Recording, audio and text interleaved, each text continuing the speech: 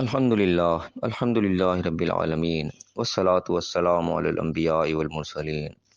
اعوذ باللہ من الشیطان الرجیم بسم اللہ الرحمن الرحیم رب اشرح لی صدری ویسر لی امری واحلل عقدۃ من لسانی یفقہوا قولی واجعل لی وزیرا من اہلی۔ محترم سامعین، السلام علیکم ورحمۃ اللہ وبرکاتہ۔ الحمدللہ، قرآن پاک کا مطالعہ ہمارا جاری ہے۔ سورہ بقرہ کی آیت نمبر 252 تک ہم پڑھ چکے ہیں، اور 252 کے ساتھ ہی ہمارے 2 سپارے الحمدللہ مکمل ہوئے تھے۔ آج ہم انشاءاللہ آیت نمبر 253 پڑھیں گے، جہاں سے ہمارا تیسرا سپارہ جو ہے وہ شروع ہو رہا ہے۔ آج کی آیت بھی ایک اہمیت کی حامل ہے، خاص طور پر کہ یہاں پہ جو اس کا سٹارٹ ہی ہے اس میں رسولوں کے درمیان فضیلت کی بات ہوئی ہے، اور اس کے اوپر باقاعدہ ہمارا ایک عقیدہ بھی پایا جاتا ہے کہ ایک دوسرے کو فضیلت پیغمبروں کو دی جاتی ہے، اور خاص طور پر ہم اپنے آخری پیغمبر کو سب سے زیادہ افضل کہتے ہیں، تمام رسولوں سے افضل کہتے ہیں۔ تو اس میں خاص طور پہ یہ آیت بھی پیش کی جاتی ہے دلیل کے طور پہ کہ یہاں پہ اللہ تعالیٰ نے کہا کہ ہم نے ایک دوسرے کو فضیلت دی۔ دیکھتے ہیں یہاں پہ کیا بات اللہ نے فرمائی ہے۔ اعوذ باللہ من الشیطان الرجیم، بسم اللہ الرحمن الرحیم۔ تلک الرسل فضلنا بعضهم علی بعض، یہ پیغمبر ہیں، یہ رسول ہیں جن کو ہم نے بعض کو بعض پر فضیلت دی۔ منہم من کلم اللہ ورفع بعضهم درجات، کچھ کے ساتھ اللہ نے اس میں کلام کیا ہے اور بعض کے درجات کو بلند کیا۔ اب یہاں پہ سب سے پہلے جو آیت آئی ہے، سب سے پہلے شروعات جو اس کی ہوئی ہے، اس میں پہلے اللہ نے فرمایا کہ فضلنا بعضهم علی بعض، کہ ہم نے فضیلت دی ان کو ایک دوسرے کے اوپر۔ اب یہاں پہ لفظ ہے بعضهم علی بعض، اس کے اوپر ہم غور کرتے ہیں سب سے پہلے کہ بعضهم علی بعض کا اصل معنی کیا ہے۔ اب یہاں پہ اس کا معنی جو عام طور پہ لیے جاتے ہیں یہ ہے کہ بعض کو بعض پہ فضیلت دی، یعنی ایک کی فضیلت نیچے ہوئی تو دوسری کے اوپر ہو گئی۔ اب وہ گویا کہ جس کے اوپر تھی وہ اوپر ہو گیا، جس کے نیچے تھی وہ نیچے ہو گیا۔ اب یہاں پہ اس چیز کو دلیل دے کے سب سے اینڈ پہ یہ لیا جاتا ہے کہ ہمارے نبی جو ہیں سب سے اوپر ہیں، باقی ان سے نیچے ہیں، یعنی کہ ایک اوپر کر کے باقیوں کو نیچا دکھانے کی کوشش کی جاتی ہے، جبکہ یہ چیز قرآن کا جو لب لباب ہے اس کے خلاف جاتی ہے۔ قرآن میں اللہ تعالیٰ جگہ جگہ فرماتا ہے کہ ہم نے جگہ جگہ اس چیز کو اللہ نے نقل کیا کہ لا نفرق بین احد من رسل، ہم ان کے رسولوں کے درمیان کسی قسم کا فرق نہیں کرتے۔ اب اس فرق کو بھی خاص طور پہ ایمان تک محدود کر لیا جاتا ہے کہ ایمان میں فرق نہیں کرتے، باقی فرق تو ہے، کوئی اوپر ہے کوئی نیچے ہے، اور اسی آیت کی دلیل پہ لیا جاتا ہے۔ ہم غور کرتے ہیں بعضهم علی بعض کے اصل معنی جو ہیں، جو قرآن میں ایک جوڑا اس طریقے سے اور بھی آتا ہے، بعضهم فوق بعض، یہاں پہ علی کا لفظ ہے، یہاں پہ فوق کا لفظ ہے۔ اب بعضهم فوق بعض اور بعضهم علی بعض، آخر اس میں فرق کیا ہے؟ اب بعضهم فوق بعض کے لیے میں آپ کو کوئی حوالہ دیتا ہوں، اس میں آپ دیکھیں سورہ انعام سورۃ نمبر 6 اس کی آخری آیت، آیت نمبر 165، اور سورہ زخرف ہے سورۃ نمبر 43 اس کی آیت نمبر 32۔ ان دو آیات کو ہم پڑھ لیں، آیات اور بھی بہت زیادہ ہیں لیکن انہی دو کو ہم پڑھ لیں تو سمجھ میں آتی ہے۔ وہاں پہ اللہ تعالیٰ نے بعضهم فوق بعض کا لفظ لگایا، وہاں بعضهم علی بعض کا لفظ نہیں لگایا۔ وہاں پہ یہ وہ مقامات ہیں جہاں پہ باقاعدہ اونچ نیچ بتائی جا رہی ہے، امیر لوگوں کا وہاں پہ تذکرہ آیا، کسی کو اللہ تعالیٰ نے دولت زیادہ دی اور کسی کو کم دی، تو وہاں پہ ہے کہ اللہ تعالیٰ نے فضیلت دی، یعنی کہ جو امیر ہے اس کو اونچا کر دیا، جو دوسرا غریب ہے اس کو نیچا کر دیا، اس کے ماتحت کر دیا۔ یہ اللہ تعالیٰ نے آزمائش کا طرف دنیا میں کیا، کس کو دیا اس کی علیحدہ سے آزمائش شروع ہو گئی، جس کو نہیں دیا اس کی علیحدہ سے آزمائش شروع ہو گئی۔ تو وہاں پہ اللہ تعالیٰ نے اس فضیلت اس اونچ نیچے کو بعضهم فوق بعض سے ثابت کیا۔ یہاں پہ فوق بعض کا لفظ ہے، فوق کا لفظ ہم جانتے ہیں کہ فوقیت جو ہے وہ اوپر کے درجے کے لیے استعمال ہوتا ہے لفظ، لیکن اعلیٰ کا لفظ جو ہے بعضهم علی بعض کا لفظ لگا ہے، یہ اللہ کا لفظ خاص طور پہ اوپر کے لیے ہر جگہ نہیں استعمال ہوتا ہے۔ یہ اللہ کا لفظ ایک یعنی کہ ذو معنی قسم کا لفظ ہے، مختلف انداز سے قرآن میں استعمال ہوا ہے، اور بہت زیادہ مختلف انداز سے استعمال ہوا ہے۔ اس کی صرف ایک مثال میں سمجھنے کے لیے دے دوں گا، مثالیں تو بہت زیادہ ہیں لیکن قرآن کی ایک مثال بھی سمجھنے کے لیے کافی ہوتی ہے۔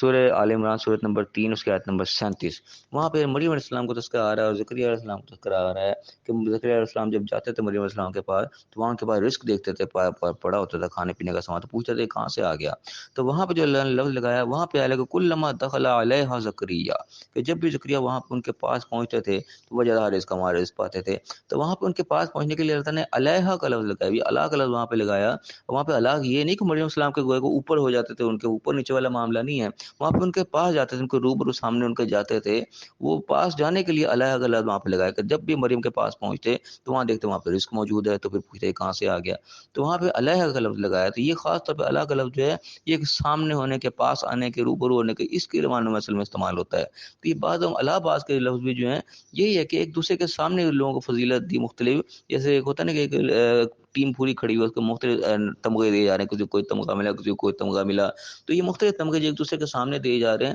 اس سے کوئی اونچا نیچا نہیں ہو جاتا، یہ مختلف تمغہ دیے، کسی کو کوئی تمغہ ہے، کسی کو کوئی تمغہ ہے، وہ مختلف تمغے ہیں ایک دوسرے کے، لیکن اس سے یہ نہیں ہوگا کہ ایک کھلاڑی اونچا چلا گیا دوسرا کھلاڑی نیچا ہو گیا، وہ کلی طور پہ برابر ہی ہوتے ہیں، ایک ہی ٹیم کا حصہ ہوتے ہیں، لیکن مختلف کارکردگیوں کو مختلف انعامات دیے جا رہے ہوتے ہیں۔ بالکل اس طریقے سے جو انبیاء کے مختلف معجزات ملے ہیں ان کو، یہ ان کے الگ الگ قسم کے معجزات ہیں کہ موسیٰ علیہ السلام کا معجزہ اللہ نے ڈائریکٹ کلام کیا، آپ صلی اللہ علیہ وسلم کوئی اوروں کو یہ معجزات نہیں ملے۔ اس طرح عیسیٰ علیہ السلام کے ان کے علیحدہ سے معجزات ہیں، ان کو اور طریقے کی چیزیں دیں جو اوروں کو نہیں دی گئیں۔ اس طرح سلیمان علیہ السلام کو معجزات ہے کہ ان کو جو سلطنت ملی وہ بالکل ایک انٹیک قسم کی اور طرح کی ملی، کسی اور کو وہ نہیں ملی۔ اس طرح ہمارے آخری پیغمبر کو جو چیزیں ملی ہیں کہ آپ صلی اللہ علیہ وسلم پوری کائنات کے لیے، پوری دنیا کے لیے نبی بن کے آیا، کوئی اور نبی بن کے نہیں آیا۔ آپ پہ نبوت کا اختتام کیا گیا، خاتمہ کیا گیا، اور کسی کے ساتھ یہ نہیں کیا گیا۔ اور کئی چیزیں ہیں ٹھیک ہے جو اور کے ساتھ منسلک نہیں ہیں، آپ صلی اللہ علیہ وسلم کے ساتھ منسلک ہیں۔ تو یہ مختلف تمغات ہیں، مختلف چیزیں ہیں جو اللہ تعالیٰ نے مختلف پیغمبروں کو دی ہے۔ یہ ہے بعضهم علی بعض کی، تو یہ فضلنا بعض، یہ فضیلتیں جو دی گئی ہیں، یہ جو میڈلز دیے گئے ہیں، جو انعامات دیے گئے ہیں، یہ بعضهم علی بعض دیے گئے، ایک دوسرے کے سامنے دیے گئے ہیں، سب کھڑے ہوئے ہیں اور سب کو اللہ تعالیٰ نے مختلف انعامات سے نوازا۔ تو یہ وہ مختلف ہیں جن کے فرق ہے، ان سے کوئی اونچ نیچ نہیں ان کی ہوگی کہ ایک اونچا ہو گیا دوسرا نیچا ہو گیا، کہ حضرت سلیمان علیہ السلام کو اللہ تعالیٰ سے سلطنت مل گئی تو سلیمان علیہ السلام اونچے ہو گئے، باقی ان سے نیچے ہو گئے۔ حضرت ابراہیم علیہ السلام کو اللہ تعالیٰ نے کل انسانیت کا امام کہا، ان جاعلک للناس اماما، پوری انسانیت کی امامت ان کو دے دی۔ تو اس کا یہ مطلب نہیں ہوگا کہ ابراہیم علیہ السلام اونچے ہو گئے تو دوسرے پیغمبر ان سے نیچے ہو گئی۔ یہ مختلف طبقات ہے جو اللہ تعالیٰ طرف کے تمغے انعامات دیے گئے ہیں، یہ ان کا اصل میں تذکرہ ہے، یہ دوسرے کو دیے گئے، مختلف دیے گئے، کیونکہ ان سے اونچ نیچ نہیں ہمیں ثابت کرنی چاہیے، ہم اس لیے اونچا نیچا کر دیتے ہیں پکڑ کے۔ اور اس کی ثبوت کے طور پر ایک اور آیت بھی آپ دیکھیں، سورہ نساء دیکھنا، سورۃ نمبر 4 اس کی آیت نمبر 34 میں، وہاں پہ الرجال قوامون علی النساء والی وہ آیت ہے کہ مرد جو ہیں وہ عورتوں کے اوپر قوام ہے، اور اس چیز میں بھی آئے کہ وہاں پہ بھی اللہ تعالیٰ نے کہا کہ فضلنا بعضهم علی بعض، کہ اللہ تعالیٰ نے بعض کو بعض سے فضیلت دی ہے۔ اب اس میں یہ نہیں ہے کہ مرد کو یہ والی فضیلت ملی تو کلی طور پر مرد ہی اوپر ہو گیا عورت نیچے ہو گئی، نہیں، کلی طور پر دونوں کے درجات برابر ہیں اللہ تعالیٰ کے نزدیک، مرد عورت دونوں برابر ہے، کوئی نہیں، اللہ تعالیٰ کو تقویٰ دیتا ہے، جس کا تقویٰ اچھا ہے وہ اوپر ہے، چاہے وہ مرد ہے چاہے عورت ہے۔ اور علماء بھی اس چیز کے بارے اتفاق کرتے ہیں کہ کلی طور پر جو ہے وہ مرد عورت کا درجہ برابر ہے۔ بعض مقامات ایسے ہوتے ہیں کہ جزوی طور پہ کسی مقام پہ مرد آگے نکل جاتا ہے، قوام کی حیثیت میں مرد کو ایک درجہ دیا گیا کہ اس کے حاکمیت دی گئی عورت کے اوپر، لیکن اور کئی جگہ پہ عورتوں کو فضیلت دی گئی کہ عورتوں کو